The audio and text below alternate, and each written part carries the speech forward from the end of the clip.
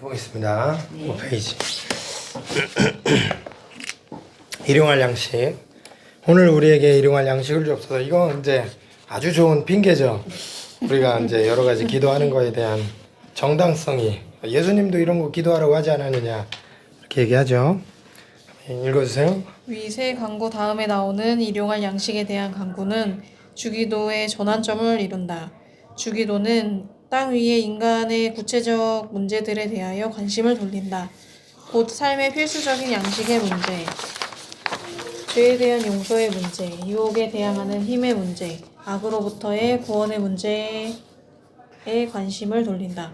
전반부의 세 가지 간구의 중심이 하나님 나라에 있다면 후반부의 네 가지 간구의 중심은 하나님 나라에 속한 백성들의 구체적인 삶의 문제에 있다. 네, 그 삶의 문제의 첫 번째가 일용할 양식을 주십시오.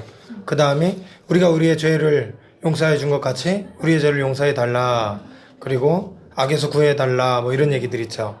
그런 걸 보면 앞에는 하나님 나라, 하나님에 대한 얘기였다면 후반부는 사람들에 대한 얘기로 기도의 내용이 구성이 되어 있다. 그리고 그 첫 번째가 이제 일용할 양식인데, 일용할 양식은 일용인 거죠. 하루치. 통장에 잔뜩 싸놓고가 아니라. 이거에 대해서 어떻게 생각하세요?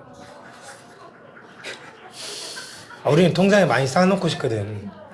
근데 하나님 주신다는 건 일용할 데일리 브레드, 만나, 매일 아침 먹는 만나. 어떤 목사님은 라면이 너무 좋다고, 1,000원 가지고 한 끼를 이렇게 맛있게 먹을 수 있는 라면, 일용할 양식 뭐 이런 식으로 좀 얘기하대요. 근데 이제 또 제 측근에 아주 촌철살인 같은 얘기하는 친구는 자기가 라면 먹고 살라 그래, 평생. 누군 뭐 그럼 라면 뭐 못 먹나? 절대빈곤층이 이제는 잘 없잖아요. 일용할 양식이 없는 사람은 잘 없어요, 우리나라에. 근데 그렇다고 맨날 김이랑 밥만 먹고 살 수는 없잖아요. 우리도 하나님 파스타 좀 먹고 스테이크 좀 쓸고 싶다고요, 이거잖아요. 그러니까 일용할 양식을 어떻게 생각하느냐는 사람마다 다 다를 것 같아요. 그 일용할이 약간 너그러워서 우리 자녀들이 대학 갈 학자금까지는 일용할 양식에 들어가야지 생각할 수도 있고, 정말로 철저하게 매일 하루 먹고 하루 사는 그 정도의 일용할 양식으로 생각할 수도 있고. 그러니까 그 일용할 양식이라는 거를 개개인마다 받아들이기 다를 것 같고, 하여튼 성경이 뭐라고 얘기하시는가를 좀 살펴봐야죠. 양식은 인간의 삶을 유지하는 가장 기본적인 물질입니다. 물질을 나쁘게 생각할 필요가 없어요. 하나님은 물질로 세상을 만드셨어요. 영이 귀하고 영적인 것이 귀하고, 그렇기 때문에 기도하시고 그냥 교회 와서 많이 기도하시고 찬송하시고 예배 많이 하시라고, 뭐 세상 일들에 너무 그렇게 막 매달리고 살지 말라고 그렇게 하면서 그렇게 얘기하시는 분들이 돈은 되게 좋아해요. 그러나 하나님은 세상을 물질로 만드셨고 예수님은 물질인 인간으로 이 땅에 오셨다는 걸 생각한다면 물질 자체를 타부시하고 부정적으로 생각할 필요가 없는 겁니다. 물질 인간을 만드시고 아름답다고 말씀하셨어요. 물질 세상을 만드시고 참 좋다라고 말씀하셨단 말입니다. 그러니까 물질 자체를 부정적으로 생각하지 마세요. 부정적으로 생각하는 경향이 우리들도 있고 우리 선배들이 있어요. 왜냐하면 영적인 것이 귀하고 소중하고 그게 더 우위에 있다 막 이런 식으로 많이 가르쳐단 말입니다. 그러니까 교회에 와서 세속적인 거, 세상 일들에 너무 매여 살지 말고, 아직도 제가 자주 얘기 들어요, 성도들한테. 저 권사들이 돼서 말이야, 아직도 세상 일에 막 교회 일은 등한시하고 말이야. 그 교회 일이라는 게 뭐고 세상 일이라는 건 뭘까요? 오히려 예수님은 세상으로 나아가라 그렇게 말씀하신단 말입니다. 오세요. 네, 오세요. 지가 좋네요. 여기 옆방이 끝난 거죠? 바쁘시네.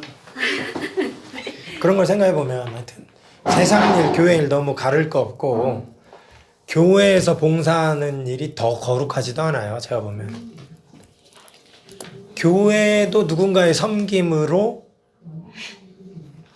이루어질 수밖에 없기 때문에 그 섬김이 꼭 필요한 거지.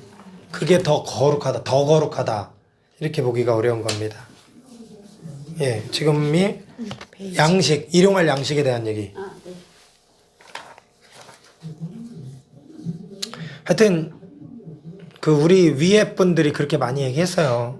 교회 일, 하나님 일은 등한시하고 아직도 제가 자주 들어요. 세상 일, 요즘 권사들은 뭐 다 일해 다 먹고 사는 일 막 그거 우리 때는 말이야 막 이러면서 권사님들한테 왕왕 듣는단 말입니다. 그러나 그렇게 구분하는 게 무의미하다. 예수님은 세상 속으로 들어오셨다. 그런 걸 생각해 봐야 된다는 거죠. 어쨌든 인간은 한 덩어리의 밥, 한 잔의 물, 곧 한 줌의 물질에 의존합니다. 한 끼 안 먹는 게 사람 기분을 굉장히 왔다 갔다 하게 하잖아요. 인간은 물질적인 존재라 그래요. 한 끼 굶으면 굉장히 다운되고 내가 왜 이렇게 기분 나쁘지? 왜 이렇게 우울하지? 가만 보니까 끼니 때를 놓쳤어요. 그 인간 그 정도밖에 안 되는 존재입니다. 아무리 고상한 사람이라도 먹지 않고 살 수가 없다. 읽으세요. 아무리 좋은 설교도 굶주린 사람의 배고픔을 가라앉힐 수 없다. 하나님은 인간의 영혼에 대하여는 물론 굶주린 사람들의 배고픔과 비어있는 위에 대하여 관심을 가진다. 그가 사랑이기 때문이다. 그러니까 예수님이 일용할 양식을 위해서 기도하라 이렇게 알려준 겁니다. 굶주린 사람들의 위장. 너희가 먹을 것을 주라. 우리는 뭐 가진 게 없는데요. 보리떡 5개, 물고기 2마리밖에 없는데요. 예수님 기도하시고 그걸 나눠줘서 5,000명을 먹이시잖아요. 그날 밤 배고파서 말씀 듣느라 쫄쫄 굶은 사람들의 배고픔을 불쌍히 여기시는 겁니다. 그래서 그들의 배고픔을 채워주시는 거죠. 말씀으로 채워주신 분이 그들의 텅 빈 위도 불쌍히 여기시고 채워주시는 겁니다. 그 선교에 대해서 얘기하면서 아프리카 선교 혹은 못 사는 지역 선교 이런 거 얘기하면서 뭐 그 의료 선교나 뭐 구제 사역 빵을 나누고 떡을 나누는 일을 하는데 복음은 잘 안 전하는 사람들에 대해서 비판적 시각을 갖는 경우도 있어요. 복음을 전해야지 왜 가서 의료만 뭐 자선 사업가야? 근데 이거를 우리가 좀 생각해 볼 필요가 있습니다. 아무리 좋은 설교도 굶주린 사람의 배고픔을 가라앉힐 수가 없고 예수님도 인간의 영혼은 물론 굶주린 배도 채워주셨다는 걸 생각한다면 기름이 부어져야 할 첫 등자는 영적인 거룩한 심령의 어떤 그런 게 아니라 배불러야 된다고요. 일단 배가 불러야 돼요. 왜냐? 우리가 물리적 존재이기 때문입니다. 배가 불러야 잘 돼요. 뭐가. 그런 걸 생각한다면 선교하면서도 너무 영적인 거룩한 뿐만이 아니라 잘 먹고 물질적인 것들을 채워주는 것도 첫 번째 단추가 되어야 한다라는 생각을 하는 겁니다. 읽으세요. 인간은 물질을 영원히 소유할 수 없고 물질의 영원한 소유자는 하나님이다. 하나님은 당신의 자비로 모든 피조물들에게 양식을 주신다. 물론 양식은 인간의 노동에 의해 생산되지만 창조자 하나님의 섭리 없이 인간의 노동만으로 생산되는 것은 아니다. 그러므로 인간은 하나님께 의존해야 한다. 광야의 만나와 메추라기를 공급받았던 것처럼 하나님의 자녀는 하나님께서 매일 공급해 주시는 것으로 살아야 한다. 하나님을 신뢰하며 살아야 한다. 자기의 양식을 자기의 능력으로 얻었다고 생각하는 것은 교만의 뿌리다. 지금 기도 제목은 일용할 양식을 주십시오잖아요. 일용할 양식 정도 없는 사람이 없잖아요. 세 분 다 있잖아요. 그게 교만이라는 겁니다. 일용할 양식을 달라고 기도하는 것은 일용할 양식은 하나님이 주신다는 고백이에요. 그거라는 거죠. 그러면 일용할 양식 정도는 내가 내 돈 벌어서 먹고 살 수 있는데요, 하나님? 그게 아니라는 겁니다. 인간의 노동에 의해서 생산되는 게 맞지만 인간의 노동만으로 얻을 수도 없어요. 왜 그렇습니까? 내가 열심히 일해도 비가 안 오면 계속 겨울이 계속된다면 그래서 따뜻해지지 않는다면 아무리 열심히 일해도 벼가 자라질 않습니다. 결국 일용할 양식은 하나님이 허락하시고 인도하셔야만 얻을 수 있는 겁니다. 물론 세 분이 저도 농사 짓지 않습니다. 하지만 우리가 노동해서 먹고 사는 게 나의 노동력만으로 된다라고 생각하지 말라는 겁니다. 일용할 양식을 위해서 기도하라는 것은 하루를 지탱할 수 있는 힘은 하나님이 주시는 것이다 라는 그런 의미가 담겨져 있다는 거죠.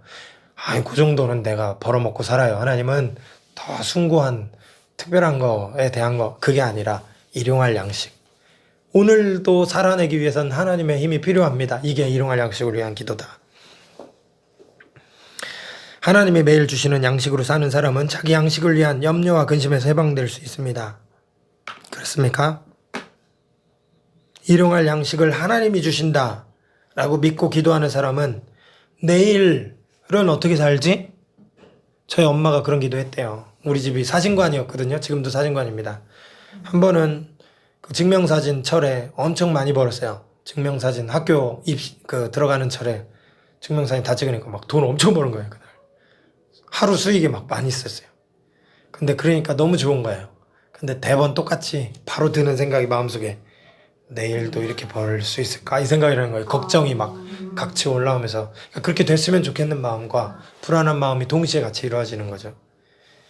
그러니까 우리가 하루 잘 벌어도 여전히 태평하지 못해요. 내일도 이렇게 잘 벌었으면 좋겠는데 그 내일이 불투명하기 때문에. 근데 매일의 양식을 하나님이 주신다라는 신앙 고백이 있는 사람이라면 내일을 염려하지 않는다는 거죠. 염려에서 해방되기 때문에 나 자신을 위해서 걱정하지 않고 다른 형제들을 위해서 걱정할 수 있습니다. 이렇게 너그러워진다는 거예요. 나에게도 일용할 양식을 주셨는데 쟤도 하나님 일용할 양식을 주십시오. 이렇게 기도할 수 있게 된다는 거죠. 이렇게 될 때 그러면 하나님 뭐라고 얘기하실까요? 네가 줘라. 그렇게 하시겠죠. 제가 되게 멋있는 경험을 한 적이 있습니다. 제가 청년 때 좀 이렇게 그러니까 돈이 없었는데 그 가까이 알고 있었던 전도사님이 재정을 위해서 기도해 주시더라고요. 제가 막 엄청 불쌍하진 않았어요. 근데 내가 자립해서 사는데 그런데 당장 이렇게 쓸 돈이 당장에 없으니까 그러니까 뭐 그런 기도 제목을 나눴나? 한참 전이라 기억이 안 나요. 그런데 그분이 그것을 위해서 기도를 하나님 행원 형제가 그렇습니다. 도와주십시오. 재정을 도와주십시오. 이렇게 기도하더니 기도 아멘 끝나자마자 자기 주머니에서 돈을 꺼내주는 거예요. 아니 난 그런 거 아니었다고. 그래서 기도 제목을 구한 게 아니었다고. 근데 그렇게 얘기하더라고요. 되게 멋있었어요. 그 장면에서 그분은. 이 문제를 우리가 함께 기도했고 그리고 내 주머니에 널 도와줄 돈이 있다면 하나님이 지금 나보고 도와주라고 하는 거다. 이렇게 얘기하면서 자기 걸 털어서 주는 거예요. 하여튼 멋있었습니다. 그분. 그러니까 자기 미래에 대한 염려를 하나님 때문에 내려놓은 사람이라면 다른 작은 형제들을 도와줄 수 있다는 겁니다. 그리고 이렇게 깨달아지는 사람이 많을 때 이 세상은 더 많은 잉여의 양식이 있게 됩니다. 빌 게이츠가 잉여의 양식이 한 70억 인구 중에 한 10억 분을 본인이 갖고 있다면, 그죠? 테슬라 사장이 한 10억 분을 갖고 있다면 그분들이 그걸 나눌 때 10억이 먹고 살 수 있게 되는 겁니다. 더 많은 사람들이 더 많은 양식을 누리게 되는 거죠. 읽어주세요. 하나님의 자녀는 단지 자기의 양식만 구하지 않고 우리의 양식을 구한다. 물질은 온 인류를 위한 하나님의 선물이므로 나누어야 한다. 다른 사람의 비참한 상황을 보면서 혼자 물질을 소유하고 소비하는 것은 비인간적 행동이다. 혼자 밥그릇을 독점하는 개나 다른 짐승들과 다를 바가 없다. 그러므로 하나님은 나의 양식만을 구하는 기도를 듣지 않으실 것이다. 하나님과 바른 관계 속에 있을 때 우리는 이웃과 온 인류의 양식을 위하여 간구하지 않을 수 없다. 그 방금 기도한 주기도문의 그 한 자락을 다시 보세요. 오늘 우리에게, 우리란 말입니다. 우리 나의 양식이 아니라 우리의 양식이라는 거예요. 그 양식은 일용할 양식이래요. 일용할은 이제 다음 장에서 또 나눠 봅니다. 오늘 우리에게, 그러니까 이게 내 입만 구할 수가 없는 겁니다. 내 가족만 구할 수가 없는 거예요. 방금 얘기한 그 전도사님처럼 우리의 작은 형제가 어떤 빈곤함이 있을 때 우리의 일용할 양식을 위해서 구한다는 것은 그를 위해서 내 주머니를 털어준다는 얘기. 그리고 내 옆에 있는 공도교의 친구만이 아니라 온 세상에 허덕이는 사람들에게 관심을 갖지 않을 수가 없다는 거죠. 그게 오늘 우리에게 일용할 양식을 달라는 기도다. 예, 만약 읽어주세요. 만약 우리가 먹는 밥이 다른 사람에게서 빼앗은 것이라면 그 밥은 하나님께서 축복하신 밥이 아닐 것이다. 중세 신비가 에크하르트는 이렇게 말한다. 남의 것을 돌려주지 않는 사람은 자신의 빵을 먹는 것이 아니다. 그는 자신의 빵과 함께 다른 사람의 빵도 먹어치우고 있는 것이다. 네, 여기까지.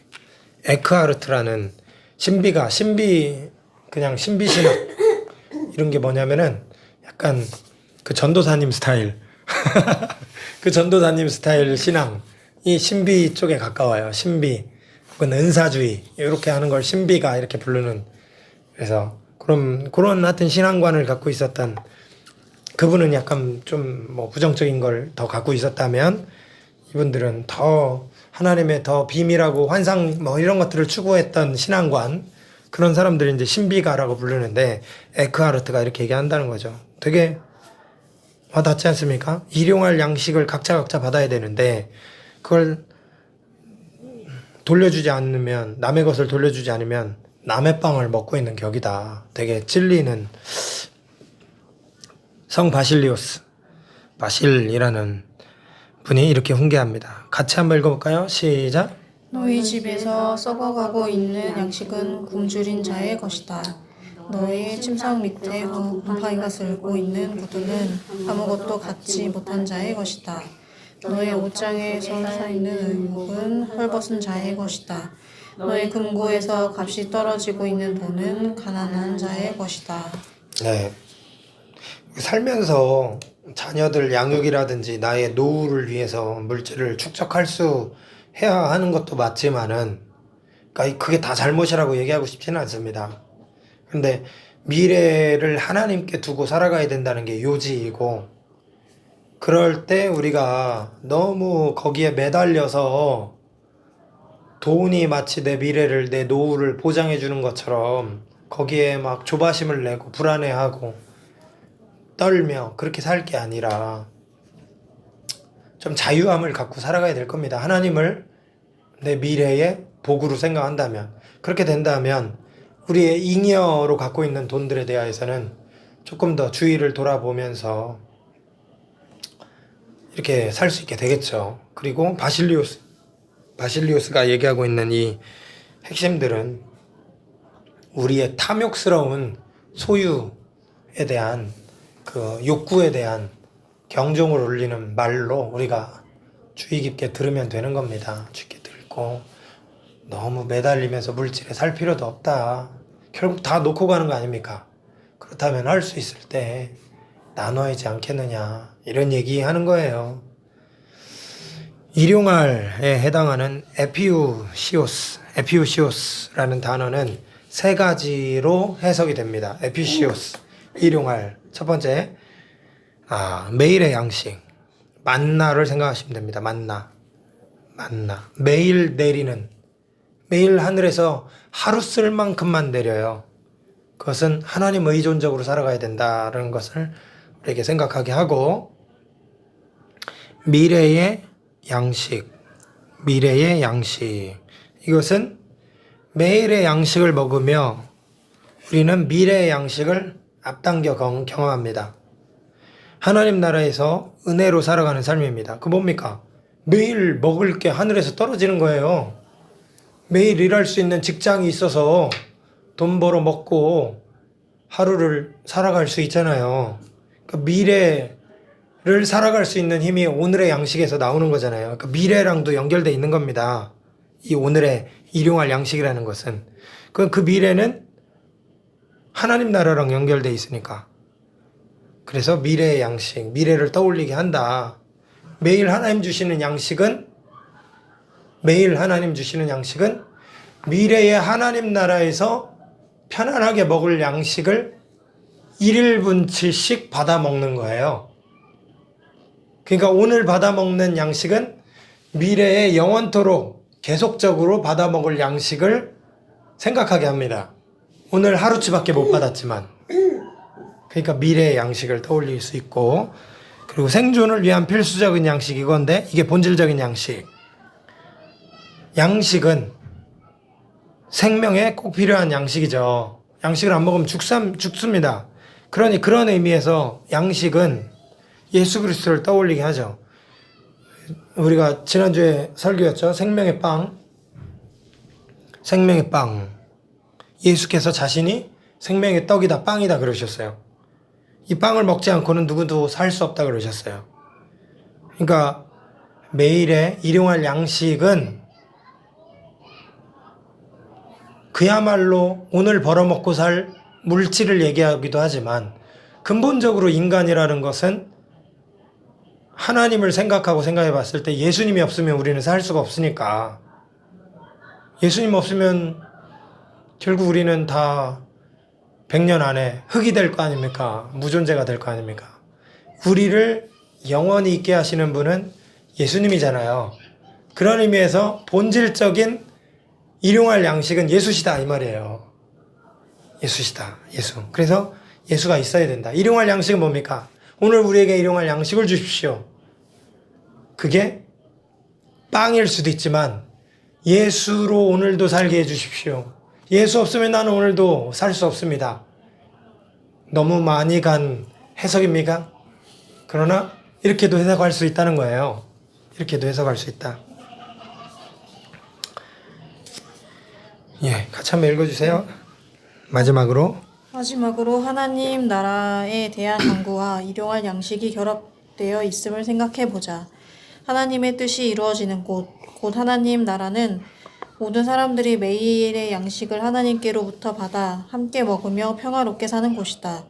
배가 너무 고파 굶어 죽는 사람이 없고 배가 너무 불러 배 터져 죽는 사람도 없는 곳. 하나님 나라는 물질이 하나님의 자비와 공의에 따라 이루어지는 곳이다.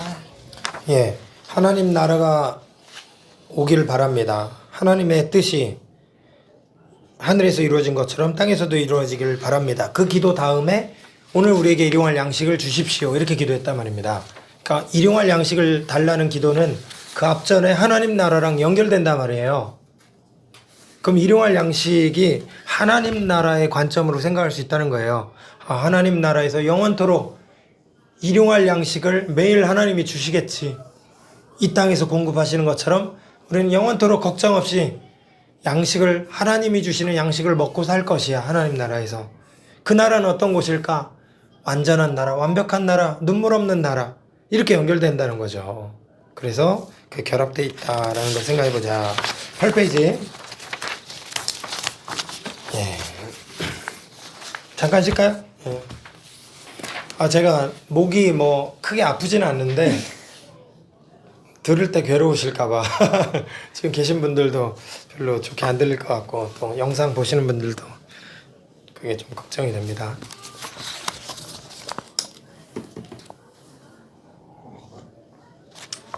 진짜 지금 이렇게 쭉 여기까지 보면은 십계명이랑도 되게 많이 비슷하지 않아요? 십계명에서 했던 메시지와 굉장히 비슷해요. 그러니까 예수 그리스도, 네. 다 비슷해요. 어떤 거? 예수님이 했던 기도, 사역, 주기도문은 예수님의 어떤 사역의 알짜입니다. 호두 속에 호두 알맹이와 같다. 핵심이다. 뭐 이런 얘기를 아까 했는데, 그럼 예수님의 사역과 가르침은 굉장히 십계명적이었던 겁니다. 십계명의 본뜻과 맞닿아 있었던 거죠. 완전히 새 것을 갖고 온 거다 이렇게 생각을 하지만 이어지는 걸 갖고 왔던 겁니다. 이어지는 걸, 십계명. 그래서 예수님이 읽은 성경들이 다 구약 성경이잖아요. 오늘 이 말씀이 너희에게 이루어졌다. 이사야 61장이잖아요. 그래서 그런 걸 보면 예수님은 어디서 뚝 떨어진 게 아니라 뭐 하늘에서 오셨지만 구약의 전통 하에서 예수님이시다. 유대인이셨다. 그래서 모세오경의 참뜻을 밝혀주시고 알려주신 분이시다. 그런 분이시다라는 걸 알 수 있는 겁니다.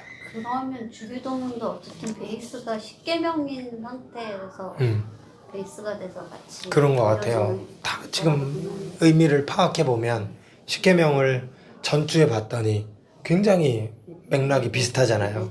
네.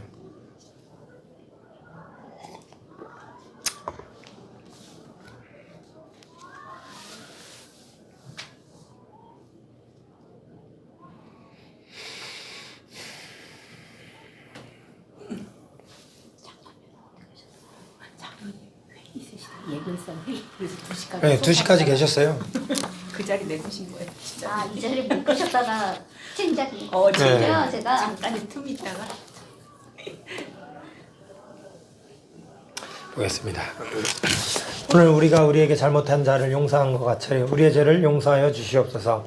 오늘 우리에게 우리의 죄를 우리가 우리에게 잘못한 사람을 용서한 것처럼 우리의 죄를 용서해 달라. 그죠? 우리가 그렇게 기도하고 있어요. 앞에는 잘못이라고 말하고 뒤에는 죄라고 그렇게 말하고 있어요. 그런데 이게 뭐냐면 하마르티아스라는 말이에요. 그리고 오펠리에 마타라는 말입니다. 그러니까 마태는 오펠리아 마타라고 써서 빛이라고 썼어요. 누가는 앞에는 오펠리아 마타라고 썼고 뒤에는 하마르티아스라고 쓴 겁니다. 근데 여러 가지를 고려해 보면 하마르티아라기보다 이거 죄라고 하면 영적인 거, 뭔가 죄진 거, 마음속으로 원죄, 하나님의 율법을 거역한 거, 이런 게 죄잖아요. 그런 의미라기보다 원어는 오펠리에 마타에 가까울 것이다. 그러면 그게 뭐냐면 빚이에요. 채무관계. 1세기 당시 농민 가족은 빚을 졌고 그 빚을 갚지 못하면 땅을 잃거나 노예 상태로 전락을 합니다. 용서를 구하는 관청은 하나님께 우리의 빚에 대해서 탕감을 구하는 것입니다. 그러니까 죄의 용서, 영적인 거, 하나님에 대한 거로 생각하면 본래 의미가 갖고 있는 오펠리마타라고 쓰여 있단 말입니다. 마태는 둘 다 그렇게 써 있다는 말이에요. 그러면 우리의 죄를 용서해 주십시오. 그게 영적인 것만 생각하면 본 뜻을 아주 축소해서 영적인 거로만 축소한다는 거죠. 그러나 이 기도를 앞서 강구한 하나님 나라의 관점으로 이해하자면 하나님 나라는 일용할 양식을 제공하고 빚을 탕감하는 나라. 영은 숭고하고 영에 대한 문제는 중요하고 물질적인 거는 세속적인 거, 가치 없는 거, 아주 신앙이 초보인 사람들만 매여 있는 거, 이렇게 생각하면 안 되는 겁니다. 일용할 양식을 달라고 기도하라고 했고 빚의 문제를 죄의 문제를 얘기할 때 빚으로 얘기한단 말입니다. 채무관계 탕감으로 얘기한단 말입니다. 그러니 굉장히 땅에서 우리가 관계하는 게 중요한 문제인 거예요. 그거는 가치 하락된 문제가 아니라 교회는 영적인 것만 상대하는 형이상학적인 숭고한 가치만 추구하는 나라가 아니라 우리 사회에서 잘하고 사는 게 중요한 문제다. 이렇게 볼 수 있는 거예요. 그 나라는 어떤 나라입니까? 일용할 양식을 제공하고 빚을 탕감하는 나라, 모두가 필요한 만큼 가져야 하며 모두가 경제적인 불행 때문에 노예가 돼서는 안 되는 나라.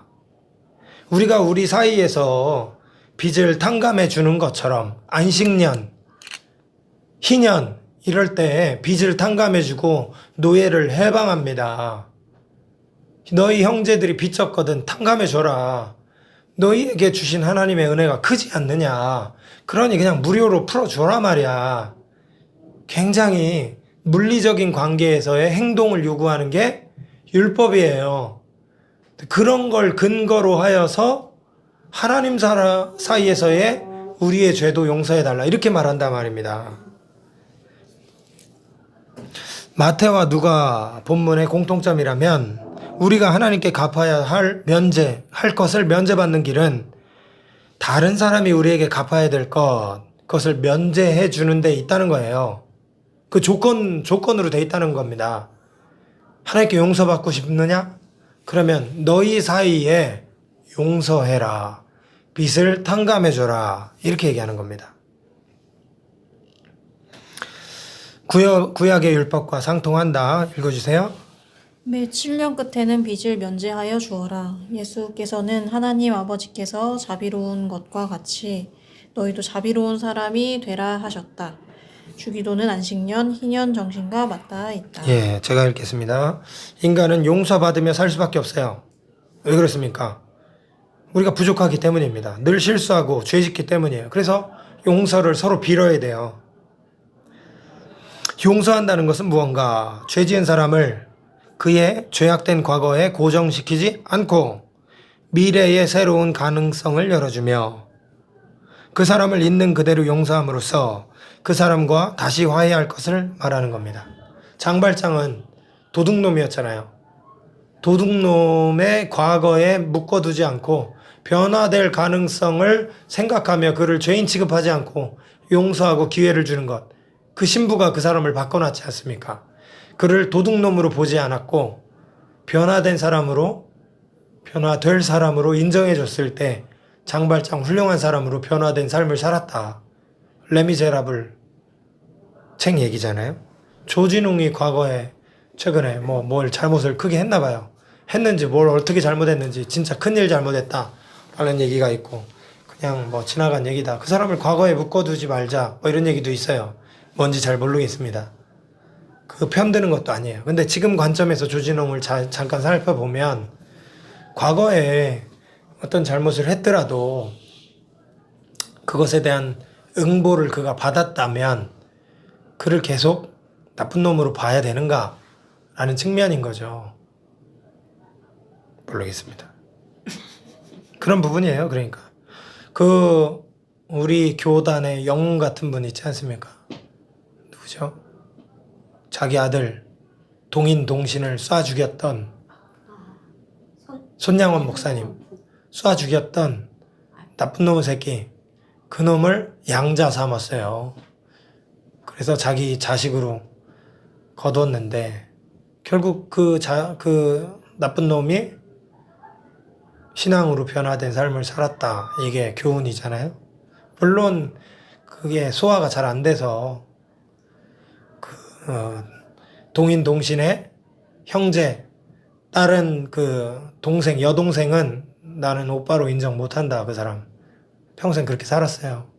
그리고 손양원 목사님도 속마음으로는 늘 분노와 슬픔이 있었을 거예요. 그러니까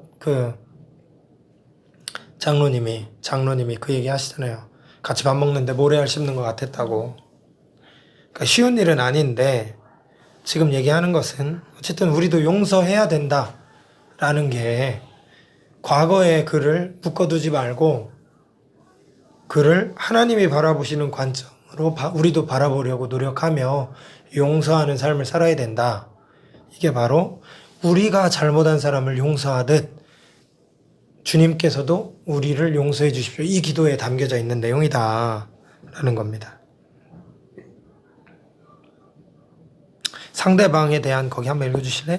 상대방에 대한 심판, 증오 대신 자비와 사랑의 영으로 하나됨을 말한다.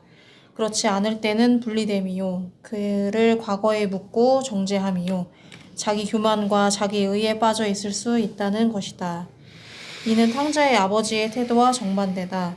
자비를 베푸는 사람만이 자비를 받을 수 있고 용서하는 자만이 하늘 아버지의 용서를 받을 수 있다. 네. 탕자의 아버지는 탕자가 뭐 잘한 거 없는데도 그거를 무조건적으로 받아주시잖아요. 우리는 다른 비유에서 1만 달란트 탕감받은 사람들입니다. 그런데 100데나리온 빚진 내 친구를 쥐잡듯이 잡아요. 그러지 말라는 거 아닙니까? 그 비유의 내용이. 우리는 이미 1만 달란트 탕감받았어요. 1달란트가 30kg 금이에요. 1달란트가 금 30kg예요. 1만 달란트는 그게 이 세상 금액이 아닌 겁니다. 그걸 탕감받은 비유를 해주시는 거예요, 예수님이. 우리의 상태라는 거죠. 우리가 예수님을 알게 되고 믿게 된 것은 마치 1만 달란트 빚진 자가 탕감받은 거랑 같다는 거예요. 그러면 우리 사이에 우리 이웃에게 뭔가 그런 상황들이 있을 때 그를 용서하는 것이 옳지 않느냐. 그렇다면 한번 읽어주실래요? 그렇다면 이것은 인간의 업적을 전제로 그의 죄를 용서하신다는 공로 사상을 말하는 것인가? 아니, 오히려 반대다. 예, 잠깐만요. 이게 지금 구원은 어떻게 받습니까? 내가 잘해서 받는 게 아니라 예수를 믿을 때 받는다고 얘기하잖아요. 그거에 반하는 얘기냐? 라고 했을 때 그렇지 않다. 이런 얘기를 하는 겁니다. 오히려 그 반대다. 하나님이 우리의 허물을 아무 전제 없이 용서하기 때문에 우리도 이웃의 허물을 용서하고 그가 갚을 것을 면제해 주어야 한다는 것이다. 예, 우리가 죄를 용서받기 위해서 친구의 죄를 용서하는 게 아니라 이미 하나님께 용서받았기 때문에 그런 우리가 살아가야 될 모습이 용서하는 삶이 되어야 한다. 그런 사실은 의미를 갖고 있다. 이런 얘기죠. 그게 이제 1만 달란트 탕감받은 얘기 속에서 묻어나는 메시지 아니겠습니까? 그리고 이 강구는 또한 공동체의 죄를 말하고 있습니다. 다 우리로 돼 있단 말입니다. 우리가 우리 죄를 용서해 준 것처럼 우리의 죄를 용서해 달라. 나의 죄가 아니에요. 우리의 죄예요. 그러면 인간은 공동체적 존재이기 때문에 다른 사람의 죄에 대해서 나에게도 책임이 있는 겁니다. 누가 나쁜 짓을 저질렀어요. 그놈 새끼가 나쁜 거죠.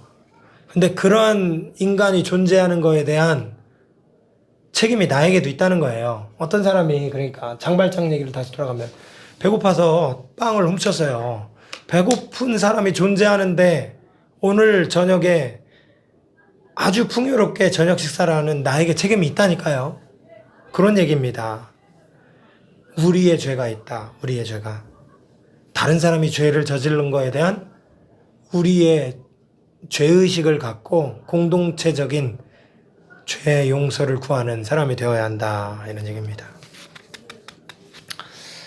예, 그 다음에 우리를 시험에 들지 말게 해 주십시오. 그리고 악에서 구해 주십시오. 다만은 사실 성경에 없다 그럽니다. 다만 악의 수가 없어서. 어쨌든 시험이라는 단어가 페리라스모스라는 단어래요. 페이라스모스. 근데 이게 세 가지로 해석이 됩니다. 첫 번째는 템프테이션 하면 유혹, 트라이얼 하면은 시련. 유혹은 나쁜 놈이 유혹하는 거고, 시련은 누가 했는지 잘 모르겠어요. 어떤 인생에 당하는 가혹한 상황들 있죠. 갑자기 부도 맞는다든지. 하나님이 한 겁니까? 악마가 한 겁니까? 쓰나미로 온 가족의 슬픔이 잠기고, 갑자기 교통사고로 내 사랑하는 자식이 죽고, 트라이얼인 거예요. 트라이얼. 하나님이 하셨습니까? 잘 모르겠어요. 하나님이라면 왜 나한테 이런, 하나님이 인생의 주관자시다라는 측면에서는 하나님께 또 책임을 물어야 되겠지만, 그럼 인생에 일어나는 모든 비극, 이 세상에 일어나는 전염병, 코로나, 말라리아 다 하나님께 책임을 묻는다면 하나님이 너무 힘드실 것 같아요. 그래서 그 원인을 알 수 없는 시련, 인생에 당하는 여러 가지 시련들, 트라이얼로 분류를 하고, 또 하나는 테스트. 이거는 아브라함이 이삭을 바치는 상황 같은 게 테스트죠. 하나님이 시키신 겁니다. 굉장한 시험이죠. 아들을 제물로 바치라니. 이게 어떻게 하나님이 시키시는 일일까? 굉장한 어려움. 근데 그것이 긍정적인 어떤 상을 주시기 위한 목적이 담겨져 있는 어려움이었잖아요. 그런 면에서 테스트라는 거죠. 테스트. 우리를 시험에 들지 말게 해달라는 어디에 더 가까울까요? 템프테이션에 더 가깝죠. 템테이션. 악에서 구해달라. 이거랑 같이 붙어 있으니까 악의 시험인 겁니다. 악의 시험. 그러니까 유혹에 더 가까운 거예요. 유혹. 악은 무엇인가? 한번 읽어주실래요? 성서는 악을 다양하게 정의한다. 시험하는 자, 원수, 큰 용, 뱀. 애초부터 살인자며 진리 안에 있지 않은 자, 악마, 사탄, 바알세불, 이 세상의 통치자 등이다. 악이란 거짓과 미움과 질병과 죽음의 원인이다. 자기 형제를 사랑하지 않거나 정의롭게 대하지 않는 가인이나 유다처럼 악마의 자식으로 간주되기도 한다. 악이 다양하게 정의가 된다. 여기 써 있는 거 다 성경에 있는 말이에요. 살인자며 이런 말도 있어요. 사탄에 대해서. 살인자, 진리 안에 있지 않은 자. 다 성경에 있는 얘기입니다. 미움과 질병과 죽음의 원인이다. 그럼 질병이 다 악의 결과냐? 그건 또 아니에요. 그건 아니에요. 그러나 악에 의해서 질병에 빠지는 것 같은 그런 얘기도 성경에는 써 있어요. 더 큰 일을 당하지 않도록 잘 살아가라. 예수님이 누구에게 그런 얘기 했잖아요. 가늠한 여인에게 했네. 가늠한 여인. 뭐 그거는 질병은 아니지만 어쨌든 미움과 질병과 죽음의 원인, 악의 싹슨 죽음이라고 그랬잖아요. 사망이라고. 그러니까 악은 이런 다양한 부정적인 것들을 우리 인생 가운데 경험케 한다. 이 세상에 악은 여러 형태로 나타납니다. 이는 한마디로 죄와 죽음의 세력입니다. 죄는 하나님과 이웃에 대한 단절. 모든 것은 자기를 위해 존재합니다. 악 혹은 죄악 이렇게도 부르지만 그 어떤 죄악의 성격을 잘 분류해서 좀 살펴보면 나 중심이라는 거예요. 자기를 위해 모든 게 존재해야 돼요. 김건희가 희대의 악녀입니까? 그거는 뭐 하나님만 판단하시겠지만 그래 보여요. 그런데 그 지금 재판받는 과정이나 드러나는 모든 정황을 보면 굉장히 자기중심적인 것 같아요. 나를 위해서 막 문화재도 다 끌어서 유용하고 나의 어떤 복지를 위해서 모든 불법한 것들을 하고 그런 거 아닙니까?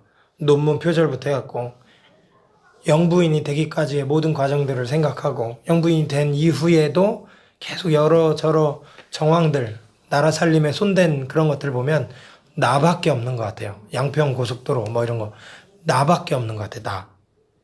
모든 것이 자기를 위해서 존재하고 지금도 재판장에 나타나면서도 굉장히 두려워하는 모습이었다고 하더라고요. 그러니까 나의 불편함, 나의 어떤 지금 감옥에 갇힌 이 현실, 나의 고통에만 되게 민감해요. 남의 고통에는 1도 안 민감해요. 이게 죄악의 형태인 것 같아요. 성격인 것 같아요. 자기가 모든 것의 중심이 돼야 하고 모든 것을 지배한다. 자신의 집착하는 데에 반해서 타인의 죽음에 대해서는 냉담합니다. 나만 잘 살면 돼요. 다음 세대도 생각하지 않아요. 교회도 그렇습니까? 다음 세대가 중요하다라는 캐치프레이즈를 꽤 오래부터 얘기하지만 실제 교회가 중요시하는 건 다음 세대가 아니에요. 지금 교회에 영향력이 있으신 집사님들, 장로님들, 권사님들이 우선적으로 고려되는 교회 행정이죠, 대부분이. 그러니까 그냥 일반적으로 그렇다 이런 얘기를 할 수밖에 없습니다. 일반적으로. 그러니까 다음 세대보다는 오늘 나랑 관련된 그런 거에만 관심을 갖는 게 죄의 어떻게 보면은 성향인 것 같다는 거죠. 성향. 오염된 자연으로 후대 가일 텐데 라라고 돼 있네. 라가 아니라 가. 어떤 고통을 당하든 기형아를 낳든 방사능과 중금속으로 오염되든 개의치 않습니다. 나만 풍요롭고 즐거우면 됩니다. 또 악은 구조적으로 나타납니다. 개인의 악도 있지만 구조적인 악이 있어요. 구조적인 악. 나 개인은 악에 몸담지 않습니다. 그 예루살렘의 아이만이라는 책에 보면 한나 아렌트 그 책에 보면은 나치 시대에 그 가스실을 만들어냈던 사람이 재판장에 서서 재판을 받는 장면이 나와요. 그게 주요 내용이에요. 근데 그 사람은 실제 나쁜 일을 한 사람이 아니에요. 아주 선량한 사람이고 군 복무에 최선을 다한 사람이었고 집안에서는 좋은 아버지이며 좋은 직장인이었단 말입니다. 나쁜 일을 하나도 안 했어요. 사람 죽이지도 않았어요. 그런데 그는 자기 일을 통해서 가스실을 만들어냈고 수많은 사람들이 죽음으로 가는 그 일에 1도 양심에 꺼림이 없어요. 나는 그냥 훌륭하게 상명하복으로 한 것밖에 없다. 이 얘기를 하는 거예요. 악의 평범성, 이 책의 중심 주제입니다. 악은 이토록 잔인하지 않은 모습으로 평범한 모습으로 나타날 수도 있다 이 얘기인데 구조적인 악이 있습니다. 구조적인 악, 사회 시스템적인 악, 내가 발담지 않은 것처럼 보이는 그런 악도 사회에는 있어요. 우리 시대의 악마는 가난한 대다수 민중과 연대하지 않는 엘리트주의적, 배타적 사회 체제 속에서 구현된 집단적 이기주의의 형태를 띱니다. 그래서 아주 멋진 화려한 옷을 입고 교회 다니면서도 선량하게 예수님 믿으면서도 여전히 악할 수가 있는 겁니다. 여전히 악할 수가 있는 거예요. 본인만 모르지. 본인은 되게 종교심이 가득하고 하나님을 향한 깊은 사랑에 있는 것처럼 보이지. 실제 나는 헌금도 많이 하고 하나님 앞에 기도도 많이 하고 하니까. 악의 평범성. 그 다음 읽어주세요. 악은 또 불합리한 전통과 인습과 사고방식의 형태로 나타난다. 남자가 대를 잇는다는 생각은 성서적이지 않다. 남자가 대를 잇는다는 생각은 남성 중심의 사회를 형성하며 여성을 대물림의 수단으로 전락시킨다. 남자가 지배하고 여자는 남자에게 복종해야 한다. 네, 불합리한 전통, 인습, 사고방식의 형태. 그러면 그런 식으로 쓰여 있는 율법은 또 뭐냐가 아닙니다. 그는 그 당시 사람들의 사고방식 수준, 교양 수준 정도로 밖에 설명할 수 없었던 하나님의 뜻이 그런 거예요. 근데 하나님의 뜻은 무엇입니까? 한 남자와 한 여자가 똑같이 하나님의 형상이 다 담겨져 있다. 이게 하나님의 뜻이에요. 그런데 모세는 왜 이혼 증서를 주면서 이혼을 허락한 것처럼 얘기했나요? 그거는 너희들이 하나님의 뜻을 잘 몰라서 너희의 완악함 때문에 모세가 그렇게 하라고 허락한 것 뿐이지 진짜 하나님의 뜻은 한 남자와 한 여자가 다 같이 있게 똑같이 하나님의 형상을 갖고 있기 때문에 그렇게 이혼하는 게 하나님의 뜻이 아니다. 그러니까 그걸 따져보면 율법이 수여될 때에 사람들의 인식, 문화, 수준 정도로밖에 하나님이 주실 수가 없는 겁니다. 그러니 눈에는 눈, 이에는 이 그렇게 율법을 주시는 거예요. 누가 상해를 입혔으면 동일하게 상해를 입혀라. 이 얘기는 그렇게 하라는 게 아니라 하나님의 뜻은 뭘까요? 그거에 더 긍정적인, 더 본질적인 하나님의 뜻은 뭘까요? 원수도 용서해라입니다. 동해 보복법이 아니라 원수도 용서해라가 하나님의 뜻이에요. 근데 그거를 못해요. 이 모세 시대는 사람들이. 그 정도로 문화 수준, 상식 수준이 못 따라가고 있습니다. 그러니 그 이상으로 보복하지 마라. 이빨을 부러뜨렸으면 이빨 부러뜨린 수준 정도만 보복해라. 사람을 죽여서는 안 된다. 이 얘기인 겁니다, 이게.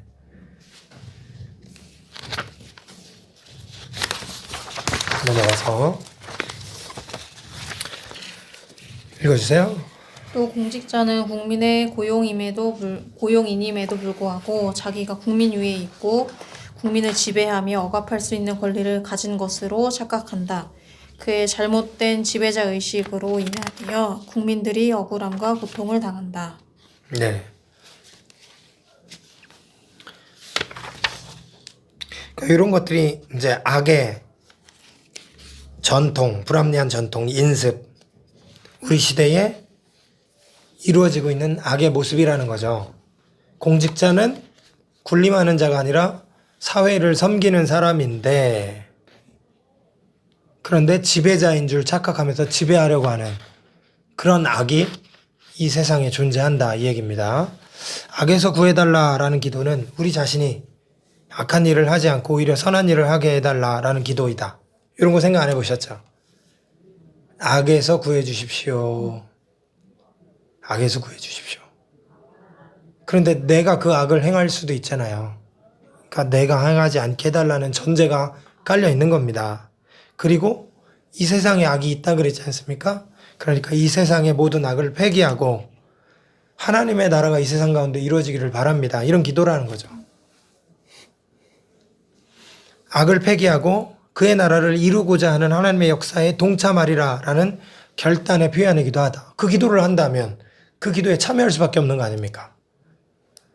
행원 형제, 내가 행원 형제의 일용할 양식을 위해서 기도했기 때문에, 그리고 내 주머니에 5만 원이 있기 때문에 내가 내 5만 원을 나눈다.